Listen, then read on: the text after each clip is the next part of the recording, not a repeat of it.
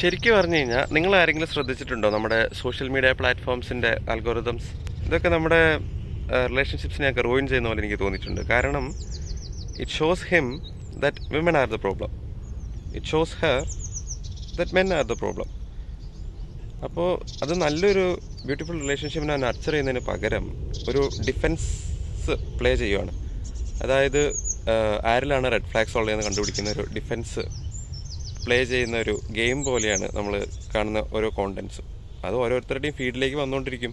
നമ്മുടെ ഫീഡ്സിലേക്ക് വരികയെന്ന് മാത്രമല്ല, it's feeding our minds. അപ്പോൾ നമ്മൾ ഈ സംഭവം ഒന്നും ട്രസ്റ്റ് ചെയ്യാൻ പാടില്ല. ബേസിക്കലി ഈവൻ ഇഫ് ഞാനിടുന്ന കോണ്ടൻ്റ് ആണെങ്കിൽ പോലും അതിലൊരു കഥയില്ലെങ്കിൽ അതിൽ ട്രസ്റ്റ് ചെയ്യേണ്ട ആവശ്യമില്ലല്ലോ, ജസ്റ്റ് ഇഗ്നോർ ചെയ്താൽ മതി. പക്ഷേ ഇതൊരു ലൂപ്പാണ്, കോൺസ്റ്റൻറ്റ് ലൂപ്പാണ്. ഇങ്ങനെയൊക്കെ നമുക്ക് ഫീൽഡിലേക്ക് ഇട്ടിട്ട് നമ്മളവിടെ പിടിച്ചിരുത്തിയിട്ട് നമ്മുടെ മൈൻഡിനെ ടാർഗറ്റ് ചെയ്തിട്ട് നമുക്ക് ഫീഡ് തരുവാണ്. ശരിക്കും ഒന്ന് ചിന്തിച്ച് നോക്കിക്കഴിഞ്ഞാൽ മനസ്സിലാവും. അപ്പോൾ before trusting what you see, trust the other person. നിങ്ങളുടെ ഓപ്പോസിറ്റുള്ള ആ പേഴ്സണെ ട്രസ്റ്റ് ചെയ്ത് കഴിഞ്ഞാൽ most of the problems will be resolved. Okay, so keep this in mind and send this video to someone you love. Until then, bye bye. Follow for more.